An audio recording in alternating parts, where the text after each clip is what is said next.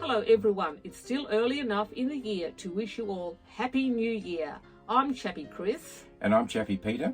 Recently we had the privilege of visiting the Mary Poppins house in Ellora on the Darling Downs in Queensland, here in Australia.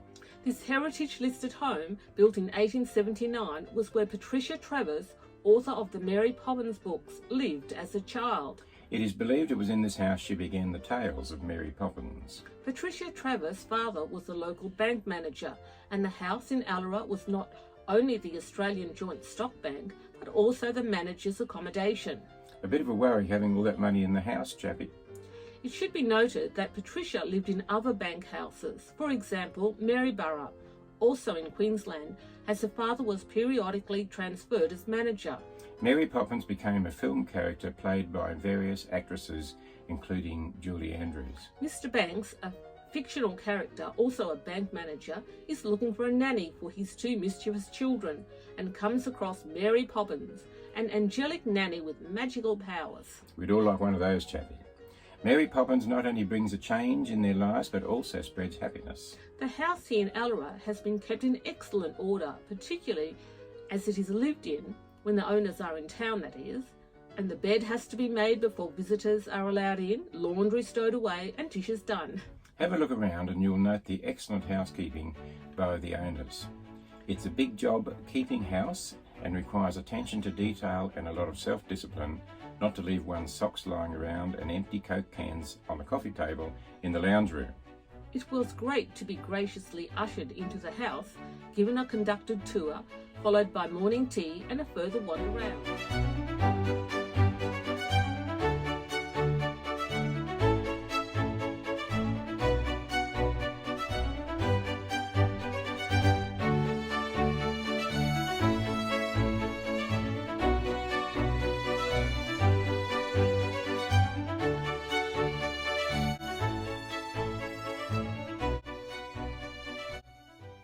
The visit reminded us of another house, us, our real selves.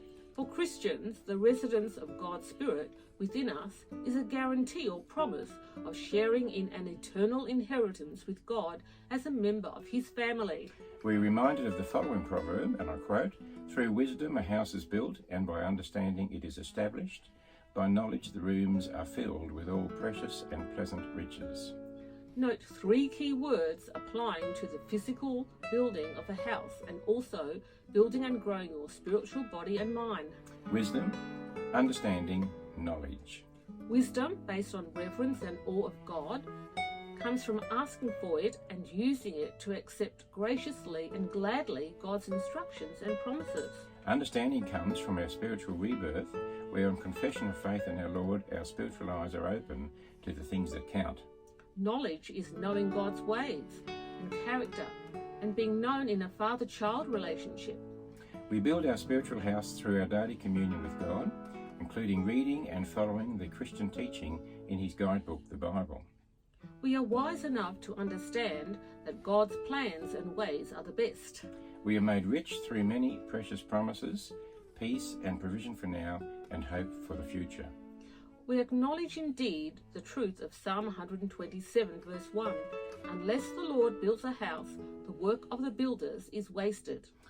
Yes, paraphrased it could read like this: unless the Lord rescues and builds me on the good foundation of Himself, His teaching, example and character, where I can grow in wisdom, knowledge of His commands and promises, I come to nothing.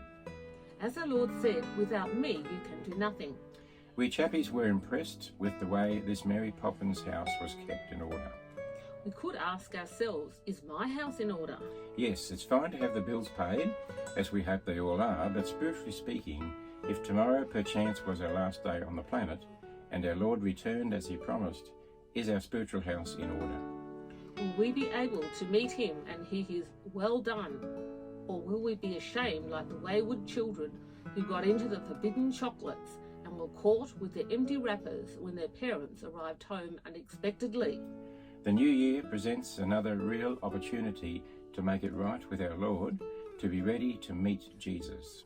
Go into the new year to live the life God has for you. No one has ever been disappointed. And now prayer. Lord, I have to admit my house is often in confusion, shame and doubt.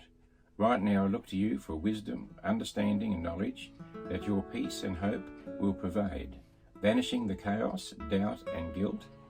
And should I be asked, am I ready to meet you, Jesus, may I joyfully and unwaveringly say, yes. Well, that's about it. Take care. See you next time. Yes, goodbye. Stay tuned for On a Lighter Note. Happy New Year. Happy New Year.